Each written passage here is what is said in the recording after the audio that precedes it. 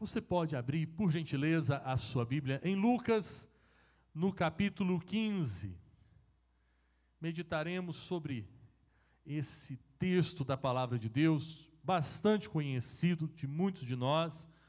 Lucas, capítulo 15, versos 25 a 32. Nós vamos ler a partir do 25, porque para nós hoje, nesse momento, a nossa concentração estará na postura do filho mais velho dessa parábola. Essa é a parábola do filho pródigo. Muitos de nós já conhecemos. Então, nós vamos concentrar, né? Nós já sabemos que há um pai com 2 filhos. O filho mais novo fez um pedido ao pai, dizendo: pai, dá-me a minha parte dos bens. E diz a palavra que ele se retirou para um lugar distante, gastou todos os seus bens de forma dissoluta e perdeu tudo que tinha. Depois que estava vivendo em extrema miséria, ele decide voltar para a casa do pai. E os acontecimentos que estamos vendo aqui é já depois desse retorno, depois que o pai prepara uma festa, o pai faz um banquete para ele, prepara uma festa, e estão todos celebrando a volta, o retorno daquele filho mais novo. E aqui nós continuamos a história. Ora, o filho mais velho estivera no campo, e quando voltava, ao aproximar-se da casa, ouviu a música e a dança. Chamou um dos criados e perguntou-lhe que era aquilo. E ele informou: veio o teu irmão, e teu pai mandou matar um novilho cevado, porque o recuperou com saúde. Ele se indignou e não queria entrar. Saindo, porém, o pai procurava conciliá-lo. Mas ele respondeu ao seu pai: há tantos anos te sirvo, sem jamais transgredir uma ordem tua, e nunca me destes um cabrito sequer para alegrar-me com os meus amigos. Vindo, porém, esse teu filho que desperdiçou os teus bens com meretrizes, tu mandastes matar para ele um novilho cevado. Então lhe respondeu o pai: meu filho, tu sempre estás comigo, e tudo o que é meu é teu. Entretanto, era preciso que regozijássemos e nos alegrássemos, porque esse teu irmão estava morto e reviveu, e estava perdido e foi achado. Senhor, eu peço que de uma forma especial o Espírito Santo de Deus fale ao nosso coração nesse momento, nessa noite, para os que estão aqui ao vivo, aqueles que estarão acompanhando pelo YouTube, a qualquer momento da semana, que o Espírito Santo fale ao nosso coração, em o nome de Jesus. Amém e amém. Entendemos a história. Você viu que o filho mais velho ficou extremamente chateado.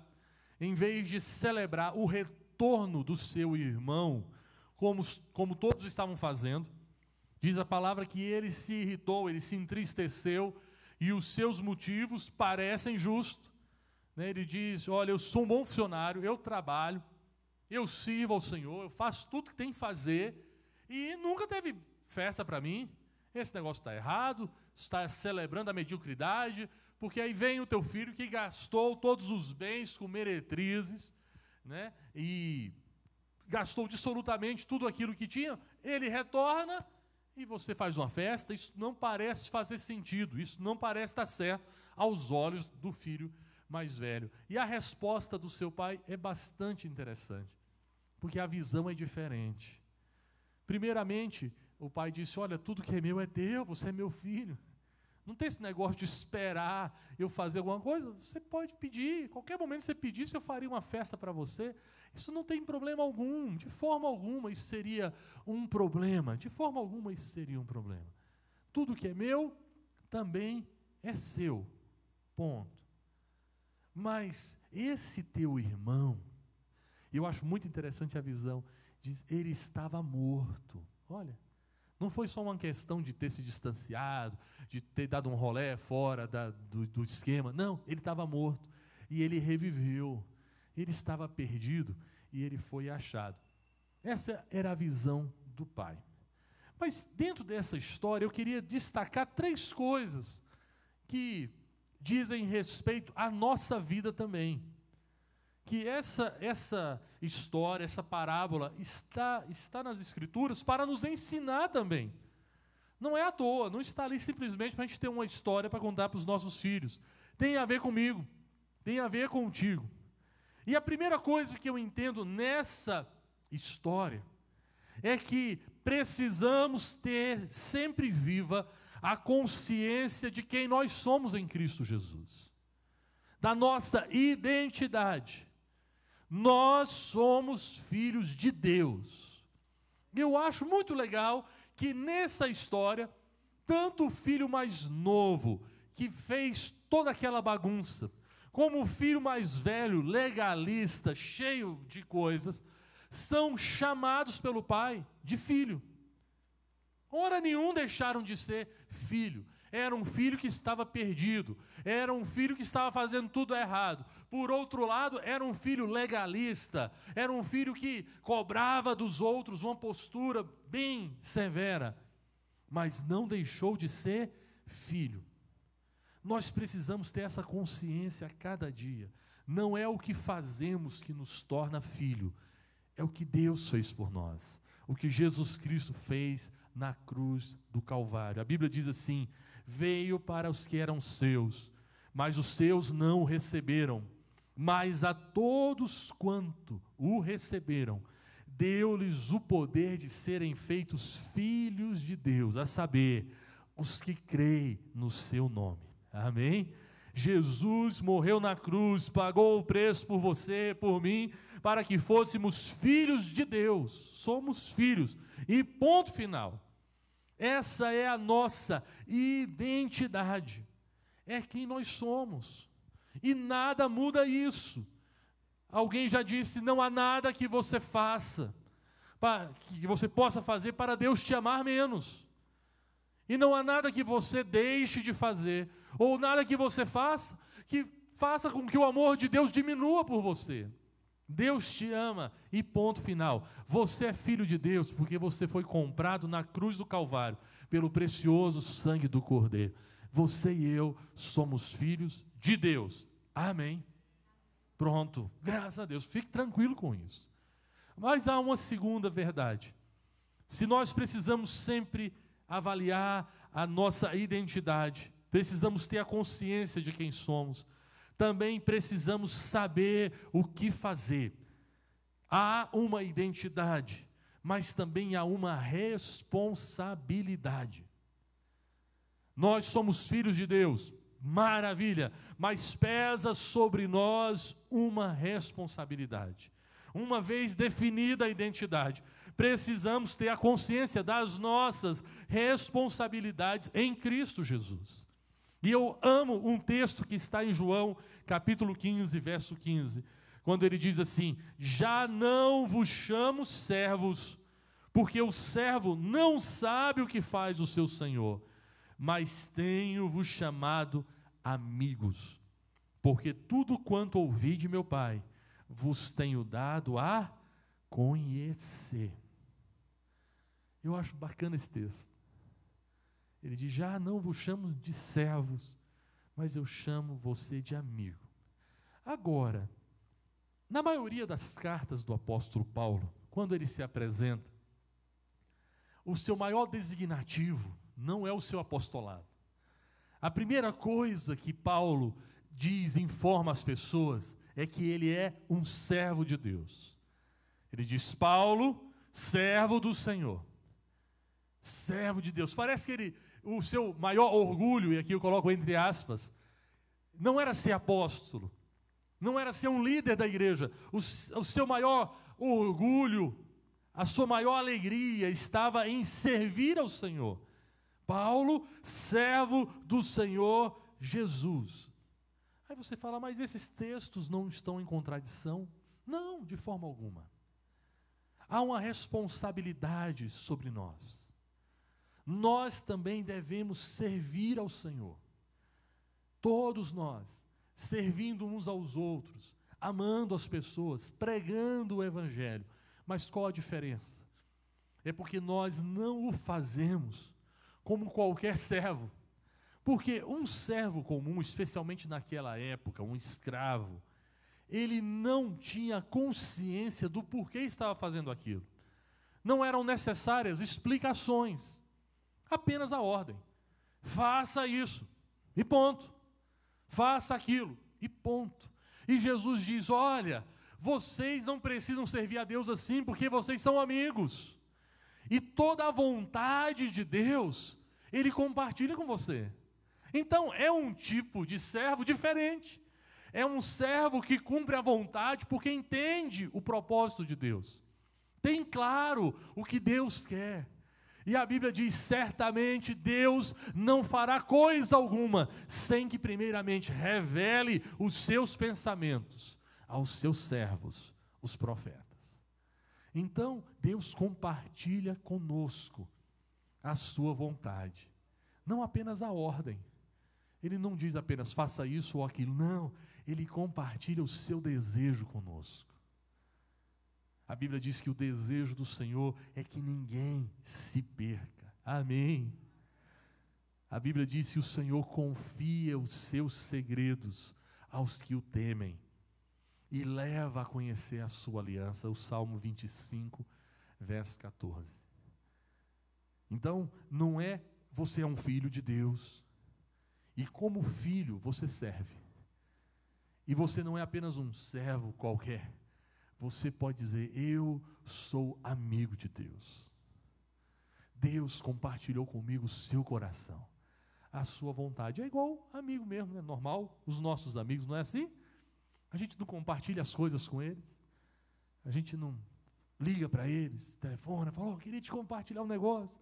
É o mesmo que nós fizemos aqui. Tem algumas coisas que são tão bacana no nosso coração, que a gente quer compartilhar com aquelas pessoas que estão próximas a nós. É bom compartilhar o nosso coração, abrir o coração. É o que Deus fez conosco. Então nós servimos ao Senhor entendendo a vontade de Deus. E aí mora um perigo. Porque não procurar saber a vontade de Deus torna-se um erro grave. Pois na face da terra, somente nós, os filhos de Deus, aqueles que são, podem dizer, filhos de Deus, que receberam, são novas criaturas, podemos entender a vontade do Senhor. Essa questão de paternidade, ser filho de Deus, às vezes é mal compreendido, porque há pessoas que imaginam que simplesmente pelo fato de nascer o ser humano, ele já é um filho de Deus. Mas a Bíblia faz uma certa diferença. Ela diz que todo aquele que nasce é uma criatura de Deus. E Deus ama a todos. Todo ser nascente, Deus ama. E ponto final. Mas para que você e eu possamos dizer: sou filho de Deus, nós precisamos entregar a nossa vida a Jesus. Precisamos abrir o nosso coração. A Bíblia fala, através do apóstolo Paulo, que é através do processo da adoção. Somos adotados em Cristo Jesus. Quando você diz: eu creio no Senhor Jesus, eu quero que Ele governe sobre a minha vida, você se torna um filho de Deus. Agora, a partir do momento que você e eu somos filhos de Deus, nós temos uma responsabilidade: procurar saber a vontade de Deus para nós. Porque a lógica é simples. Se Ele compartilha a vontade dEle com os seus amigos, não é? Então Ele compartilha conosco. É muito estranho um cristão que não quer saber a vontade de Deus, que está indiferente a isso. Afinal de contas, seria o mesmo que você, que tem uma boa notícia, né? Você liga para o seu amigo, liga para a pessoa ali que está mais próxima a você, né? Às vezes incomoda até num horário que não é um horário usual. Aí você liga para ele e começa a abrir o seu coração. E a pessoa não está nem aí. Você não daria uma chamada? Ainda mais se é seu amigo, né? Você fala: rapaz, Eu vim aqui com tanta expectativa, eu queria abrir o coração, conversar com você. Você ignorou. Você nem está prestando atenção. Agora imagine que isso acontece com Deus. Que Ele abre o seu coração conosco. E talvez alguns de nós não queiramos saber a sua vontade. Não tenha medo de saber a vontade de Deus. A vontade dele é boa, agradável e perfeita. Hoje pela manhã o Bispo Antônio, numa reflexão no nosso programa matinal, ele falou justamente sobre isso. Precisamos compreender qual seja a boa, agradável e perfeita vontade de Deus.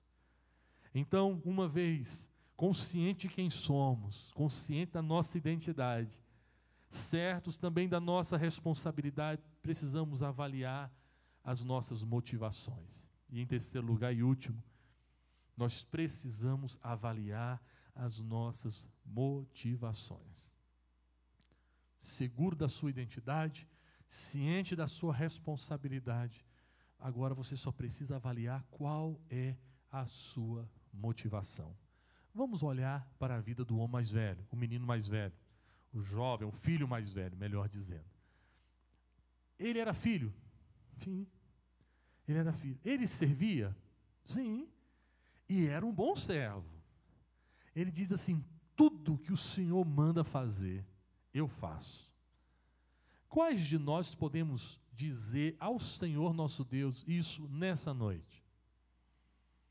Qual de nós podemos dizer: olha, tudo que o Senhor me manda fazer, eu faço e faço bem feito. Eu sigo tudo que o Senhor me ordena. Eu sei da sua vontade, porque sei da sua vontade, eu sigo a sua vontade e eu faço isso tudo com perfeição. Aquele filho, de certa forma, coloca isso diante do seu pai. Ele fala: olha, ele respondeu: há tantos anos te sirvo, sem jamais transgredir uma ordem tua. Confesso que eu e esse menino temos uma diferença. E a diferença está aqui, porque há muitos anos eu também sirvo ao Senhor. Mas eu confesso que em vários momentos eu já transgredi algumas coisas que Deus mandou fazer, que eu deixei de fazer, que eu sabia que deveria, mas não fiz. Ou às vezes fiz algo que Deus não tinha mandado fazer. Mas aquele menino podia bater no peito e dizer assim: ó, eu faço tudo que o Senhor manda. Mas havia um problema. E o problema estava na motivação com que ele fazia as coisas. Porque no decorrer da história, a gente percebe que ele estava atrás de reconhecimento. Ele falou: eu faço isso, e o Senhor tinha que me tratar melhor. Eu deveria me tratar melhor do que esse que foi inconsequente. Afinal de contas, eu sou um cristão, eu participo dos cultos, eu assisto todas as lives, acordo mais cedo porque eu quero assistir ao vivo. Eu curto, compartilho. Olha, deve ter falado isso. Eu faço isso tudo, mas fazia para que tivesse algum tipo de reconhecimento. Fazia não por amor. E aqui eu quero concluir falando a respeito das nossas motivações.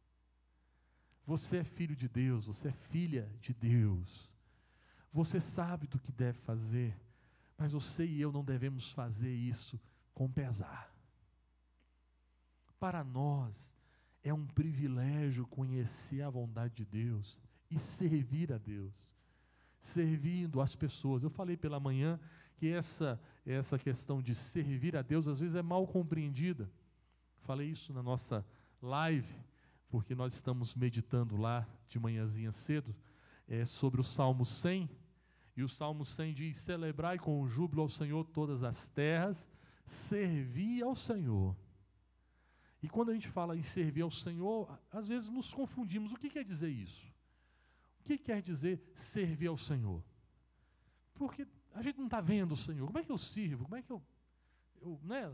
como é que eu faço? Mas a Bíblia diz que nós entendemos através das Escrituras que servir ao Senhor é servir uns aos outros. Toda vez que você serve alguém, toda vez que você abençoa a vida de alguém, Jesus diz: a mim você está fazendo. Nós servimos ao Senhor também prestando um culto a Ele, reconhecendo, declarando que Ele é o Senhor. louvando com os nossos lábios, estamos servindo ao Senhor também. Só que há uma forma certa. Servir ao Senhor com alegria. Nós precisamos compreender a motivação do que fazemos.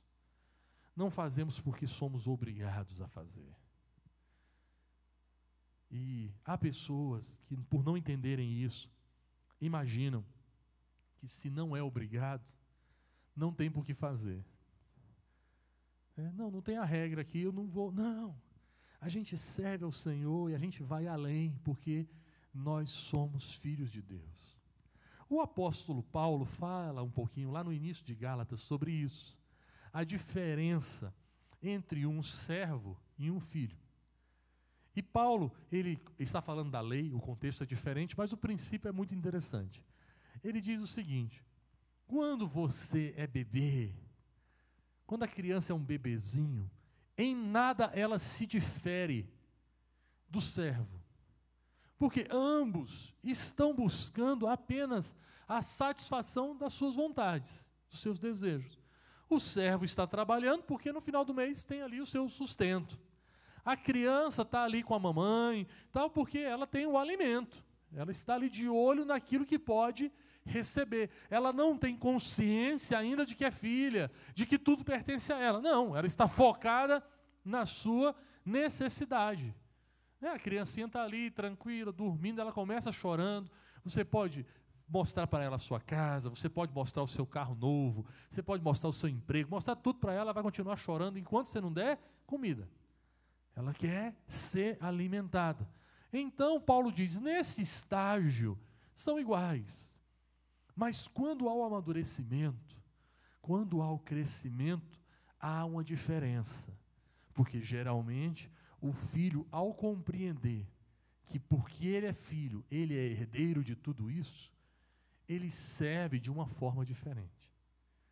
Ele não serve por obrigação, mas serve por consciência. Isso aqui pertence a mim também. Ou seja, o reino de Deus não é uma coisa de Deus. O reino de Deus somos todos, nós estamos envolvidos nisso. A expansão do reino de Deus é interesse meu também, é seu. Por quê? Porque o reino de Deus é o nosso reino também. E eu não estou falando de poder, de riqueza, de grandeza, estou falando de gente sendo alcançada pelo amor de Deus, de pessoas sendo transformadas pela graça do Senhor Jesus. Isso alegra o nosso coração. Amém? Existem tipos de filhos que são assim como o filho mais novo. Não estão nem aí. Se a fazenda do pai está dando certo ou não, ele quer curtir a vida dele. Ele quer curtir a vida dele. Nós não somos assim. Nós somos daqueles que entendemos que tudo isso o Senhor tem nos dado com alegria. A Bíblia diz que somos herdeiros de Deus e co-herdeiros com Cristo Jesus. Pela misericórdia do Senhor. Então, o que nos motiva em tudo que fazemos é o amor. É o amor. E para a gente terminar, o amor é o ingrediente essencial para todo cristão. Sem amor, até as nossas melhores ações são vazias. Não tem sentido. O apóstolo Paulo, inspirado pelo Espírito Santo, ele diz assim: ainda que eu entregue a minha própria vida para ser queimada, se eu não tiver amor, nada disso me aproveitará. Eu não consigo entender numa forma mais dolorosa de morte. Ser queimado vivo por alguém, por uma causa. Com certeza, parece amor. Mas Paulo diz, se a motivação não for o amor, isso não aproveita. A nossa motivação em tudo que fazemos deve ser o amor a Deus. Por isso fazemos com seriedade.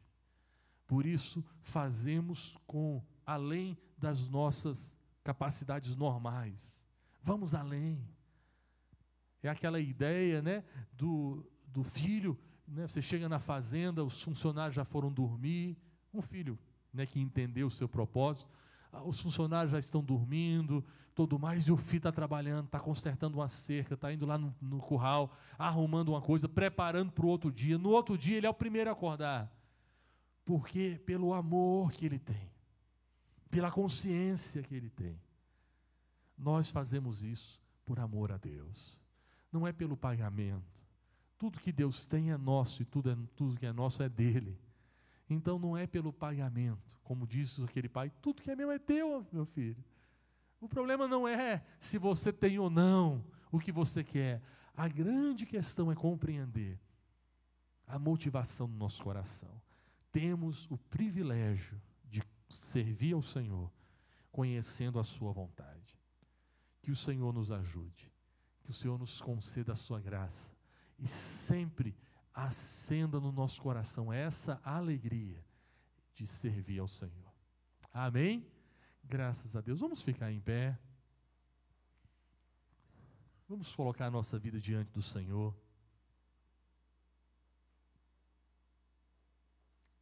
Eu acredito que todos nós temos essa consciência. A consciência da nossa identidade, a consciência das nossas responsabilidades, mas é importante sempre avaliar o nosso coração, porque a Bíblia diz em Jeremias que enganoso é o coração do homem mais do que todas as coisas, e às vezes estamos fazendo por outros motivos que não o amor ao Senhor, que não a alegria de poder servir ao Senhor. Coloque o seu coração na presença do Senhor nesse momento. Diga: Pai querido, em nome de Jesus, eu me apresento a Ti nesse momento. Apresento o meu coração, apresento as minhas reais motivações em tudo que eu tenho feito. Pai, reaviva o meu coração nessa noite. Reaviva o nosso coração, Senhor. A palavra de Deus nos diz, o Senhor, se referindo à igreja de Éfeso, diz: lembra-te de onde caíste, arrependa-se e retorne ao primeiro amor, à prática das primeiras obras. Pai, nós pedimos a Ti em nome de Jesus, resgata no nosso coração o amor, ó Deus, para servir ao Senhor, o amor, ó Deus, para fazermos qualquer coisa na Tua casa, para cantarmos, para pregarmos, para, ó Deus, o amor pelos perdidos, por aqueles que ainda não tiveram seus olhos abertos, por aqueles que estão vagando de um lado para o outro sem esperança. Ó Deus, nós queremos declarar que Te amamos, Senhor, e Te amamos porque o Senhor nos amou primeiro. A iniciativa foi Tua, e uma vez que o Senhor nos amou, o apóstolo Paulo diz: esse amor nos constrange. Somos constrangidos, impulsionados por esse amor a servir uns aos outros, a servir as pessoas, a todos aqueles que necessitarem. Nos ajude, Pai, com a Tua graça, em nome de Jesus que oramos. Amém. Aleluia.